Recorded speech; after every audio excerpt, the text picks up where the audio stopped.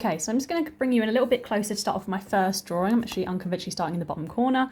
And we're going to start off with a pencil drawing, standard pencil drawing. We've done this before, but obviously we want to go through it one more time. Now, hopefully the lighting is good enough. First thing I'm going to do, using my phone, as I said, you can print them out if you want to, but my phone's fine. I'm going to edit my picture so it's black and white. If you're drawing anything tonal, it might help you out a little bit more when I remember how. There we go, saturation, to turn it black and white, and I may even just turn up the contrast a little bit so I get a little bit more variation in the light and dark tones of my picture. Always worth doing. It's a little bit dark for me actually. I might not be able to hold it in front of me the whole time because it's a little bit dark from where I'm sitting here, but that's the general idea of what we're gonna be doing. So hopefully you can just see it there. So I planned out my rough sketch. You can obviously grid this out if you would prefer to. I'm just going for a very rough, planned sketch. I've already started one, but now I'm going to go into a little bit more detail. If I was drawing something like this is fairly round, first thing I would do is just give myself a very basic circle so that I know the kind of shape I want. And then I'm just going to go back in, planning each little section. Now, because we're drawing peppers, you have to pay really close attention to all the little shapes and movements. Peppers are not round. They are not quite as easy as the apples and the things we've been drawing, so you really have to pay close attention to the little divots and little shapes. So something like that to start with. I am doing my outlines a little bit heavier for you guys to see, but as you already know from us talking about it in class, please don't do your outlines too heavy because we want to work those out later on, and I'm going to work those out with my shading. Okay, I'm just planning in all the main things I can see to start with. So I've got this stalk that comes, be very observant with where it meets. My stalk here just comes up to the top edge, almost overlaps that top edge just there. So it's little things like that. So many people will draw the stalk and won't come all the way out to that end. They'll just draw it the size they think it should be. Compare it to the things that are around the outside of it.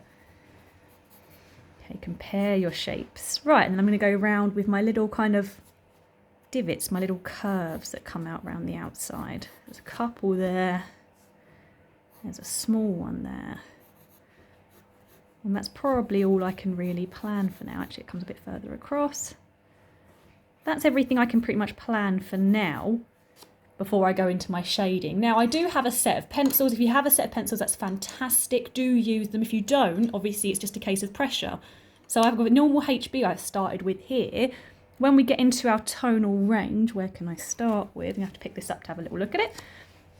When we get into our tonal range, if you're just using something like a HB, just press as hard as you can. I always like to start with the darkest areas and press as hard as I can in those areas. So I know, as I'm starting to shade, that that's as dark as I'm going to be able to get. Okay, so a little tip, personally I'd start dark. But everyone is different. I completely understand if you prefer to go for the lighter shades and build up.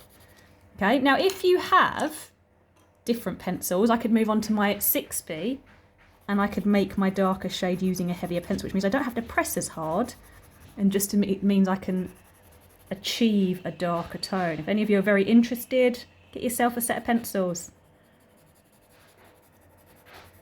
Okay, so I'm just starting off with all my darkest areas.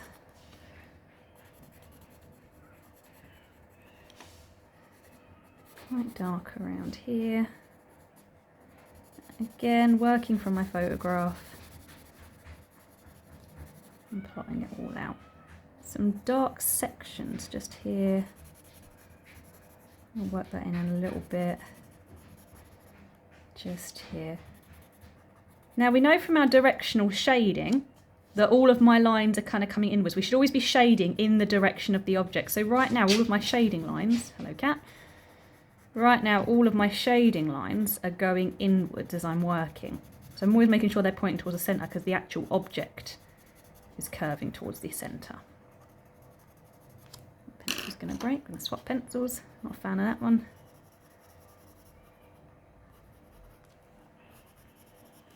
It's all quite dark around here.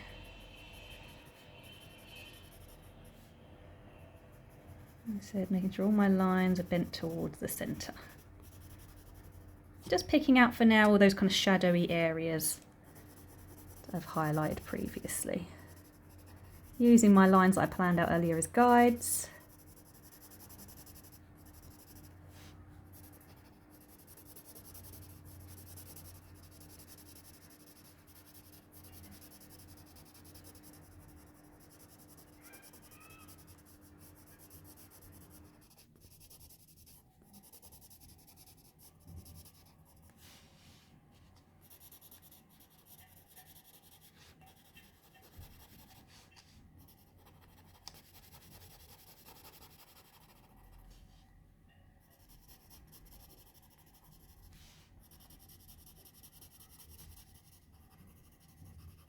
And I'm noticing that around the outside is all quite dark, all around here. At least on this side. It's all quite dark. So I'm just going around that whole outside. Again, bending all my shading into the inside.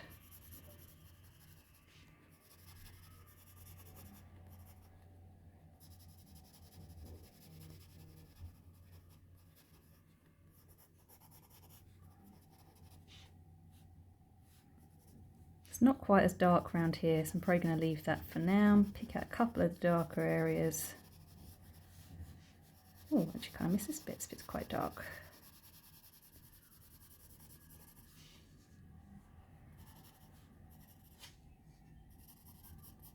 So I've now moved on to my kind of mid-tones, gone round, I've kind of picked out everywhere I think looks quite dark. I'm now moving on to where I think looks more mid-tone, where isn't quite as dark as everywhere else. I'm not just ignoring the stalk for now, I'll come back to the stalk later on. Working my way around. You can see some people like to focus on one area at a time. You can see I'm a little bit more, I like to work my way around as I go. Right, what I'm going to do now is go back into my smaller, my HB, my lower number. The great thing about HBs, if you got them, because I'm left-handed, I'm smudging all my drawing as I always do. The great thing about HB pencils is you get very nice sharp lines from them. So now that I've kind of got my general tonal range, I'm going to go back in with my HB and I'm going to start putting in some details, because I can get some finer lines with this. And I'm going to get some texture as well. I've got a few little areas of dots just here. If you have texture, we've learnt about mark making before. If you can see some texture, put it in. Okay, this is all texture I'm creating now. All these little lines, all these threads I can see.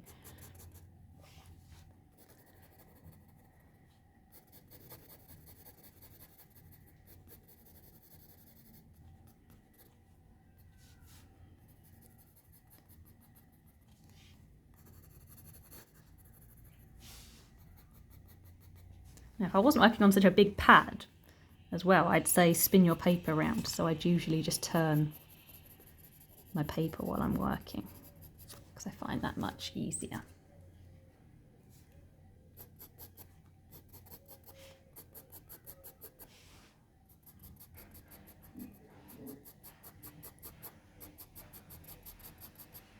And you'll see as you start going that there aren't many places in this drawing that need to be left white. I'm going to eventually end up shading the very vast majority of my pepper.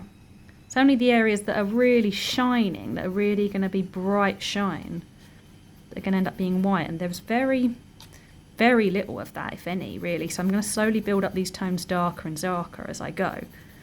I'm certainly going to end up going darker in a bit, but I'm just going to start working around the areas that I can see are a bit lighter. So this area around here looks a little bit shinier and lighter to me, so I'm going to save that. This is quite a bit darker than I've done it. So you can see I'm working back round. The idea of pencil drawing, it's all about building layers. It's all about building those layers. It's not something you're going to be able to do in just 2 minutes. You have to slowly build up each area until you're happy that you've done what you've set out to do. And you can see the effect it's now giving, the benefit I'm getting from going around all of these different lines. I'm going to leave a little area here because there's a bit of a shine there, so I'm not going to do that bit. Again, very small, very few areas are going to be left white here, but there are a few. I'll go back over my darker areas there.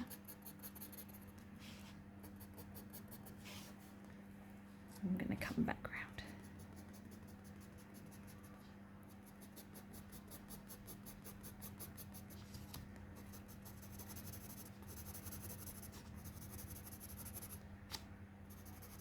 Quite dark around there.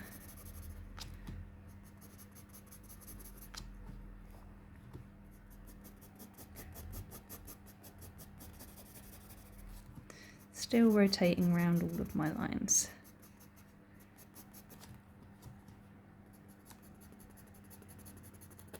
Ah, I broke my pencil.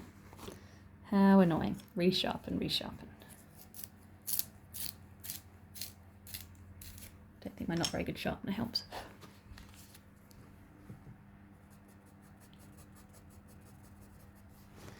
Okay, and as I said, I'm trying to rotate myself around. If it was my book, if I was in a smaller sketchbook, the one I'm working in is quite big. In a smaller one, I'd rotate my actual page around. If you're doing anything circular, rotate around. Okay, I'm just trying to pick up, I'm not sure if you can just see it there, I'm just trying to pick up some of these lines of shine. It's actually quite dark back here, darker than I thought it would be. Need to shade that in a little bit more. Just getting that curve on at the edge. It's all quite dark around here actually.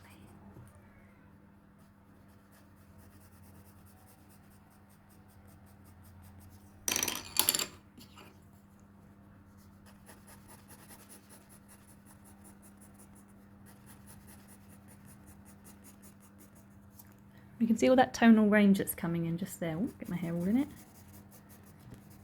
That's all coming in pretty nicely. That's all supposed to be a bit darker.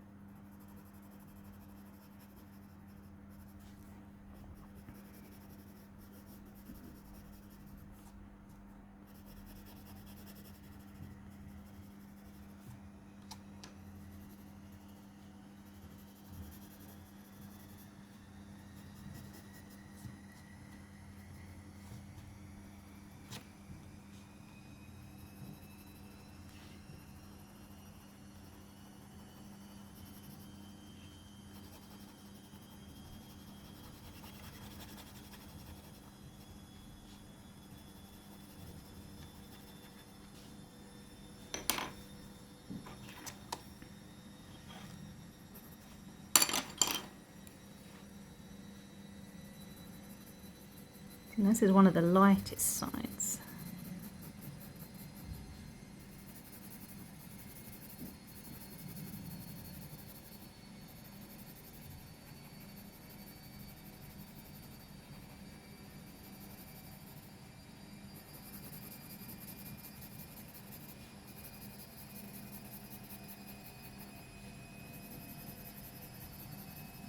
We can still use our hatching and cross hatching if you want to. You see I'm keeping it all pretty one-liney. There's some places where I might bring in some hatching and cross hatching if I want some darker tones, particularly if you've only got one lighter pencil. As I go around here, a little bit of shading that way, a bit of shading that way to bring in a little bit of the cross hatching. But you can see I'm still trying to make my dominant lines the ones coming downwards. I'm trying to build up my top layer so you can't really see too much of that.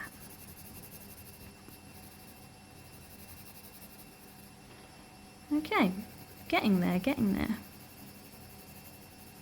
Now I'm just looking at all the stuff I feel like I need to bring a bit darker. I feel like I've been too generous with my light tones now, so I'm going all the way back round, bringing it all down a bit. Blending it all together, seeing what I'm happy with. That all needs to be a lot darker up there. I may have to come back in with that with a darker pencil.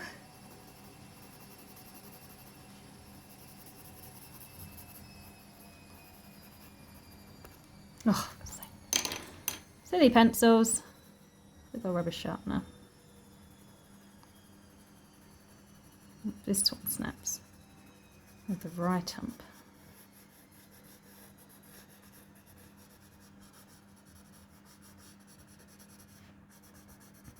I feel like these could actually all be a bit wider than they were.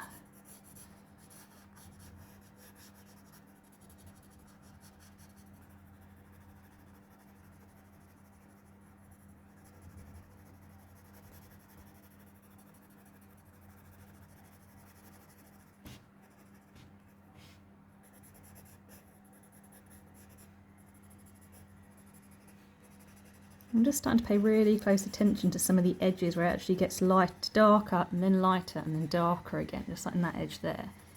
There's actually an edge here that does it as well.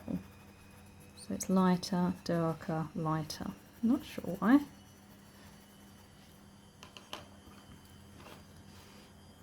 bit more of that texture in there. We've learnt about textured shading. There isn't much of it. I'm going to bring a bit of it in here. A bit of our Henry Moore inspired shading techniques. A little bit of texture in that corner. Okay, we've got something that's starting to look like a pretty good 3D pepper. And you can see again, things I've always mentioned before, my outline, I'm not going to have any areas that's just a heavy black outline. If it is darker around the outline, I'm shading that in. This area I'm still feeling like I can see a bit of an outline, so I'm just blending that in. It's all quite dark around the outer edge anyway. So I need to start blending that in. It shouldn't just look like there's a block line. That edge shouldn't look different from the pepper. Okay, it's part of the pepper. Do we see that? Do we see that I can't see anywhere really where there's just an outline? I'm blending all of those outlines in, even in the lighter areas. Blending it in. Keeping it together. Some very dark bits just there. Might have to break into my other pencil for that. I'm still using my HB right now though. Bit of texture going on there.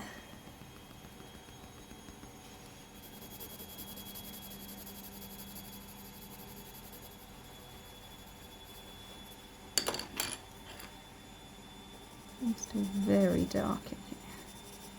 Don't feel like I've got it dark enough.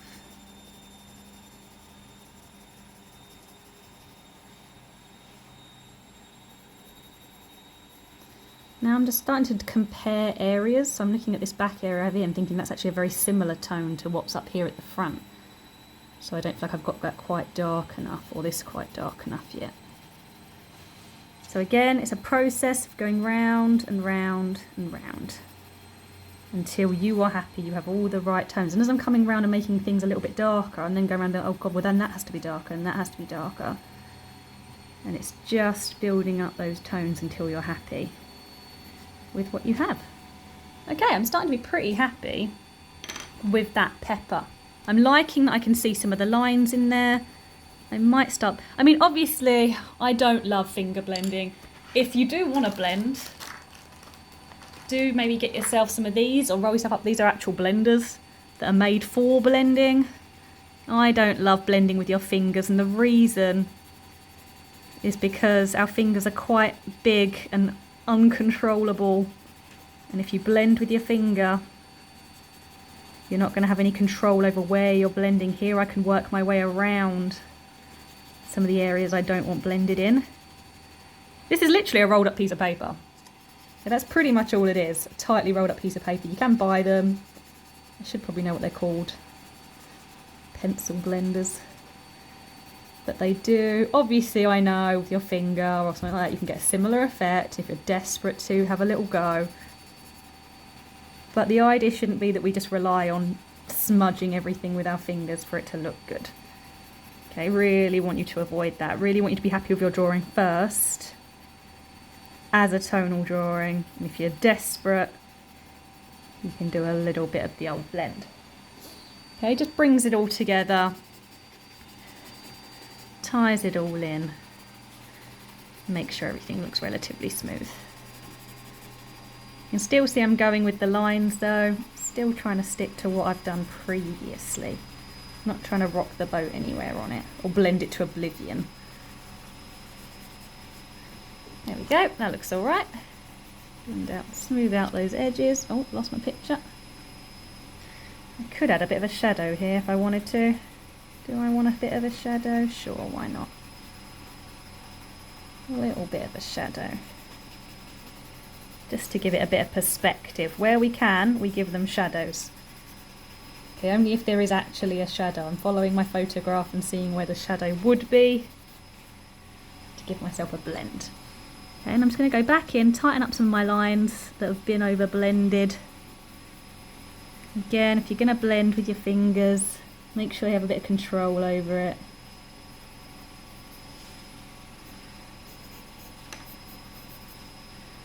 And I probably would work my way back into that for a while, maybe even.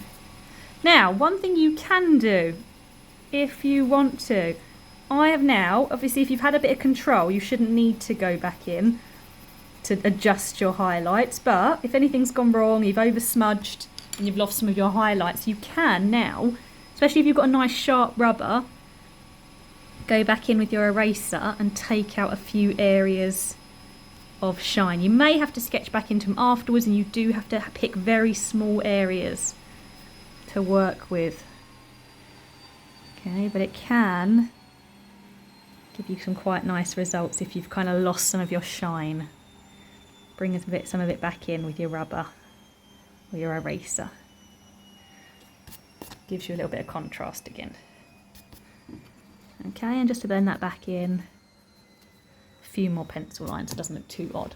Okay, so we've got that there. Right, the last thing I need to add in is obviously my stalk. So I'm going to go in. Obviously I could have done that at the same time. I chose not to. I just wanted to keep it a bit of a separate activity. So coming in my stalk, very different texture in my stalk, not as smooth. There's a little bit of an edge there that's lighter.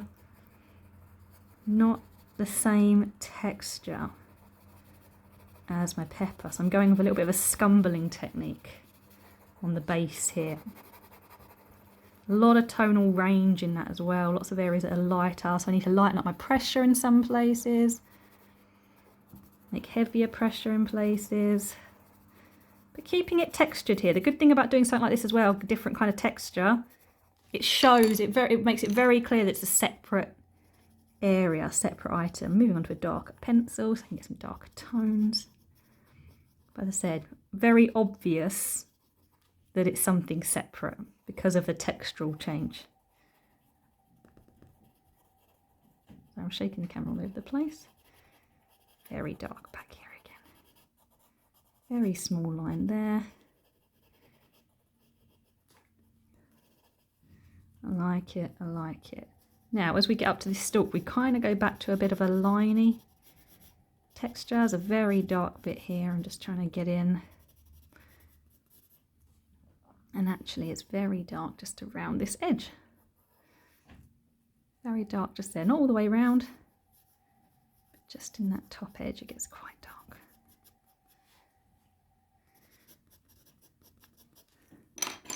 Back to my other pencil. Very liney, this one. Very obviously liney. Again, textural. Some very clear lines in that.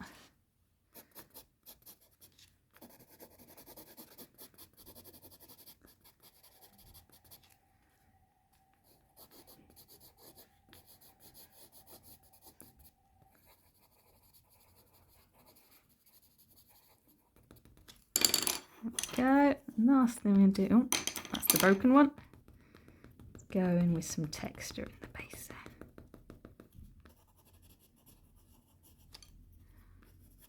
And that is pretty much our pepper. Again, this area isn't white, so I need to shade that in. Anything that isn't white, I'm shading in. Okay, and that is my top view of my pepper.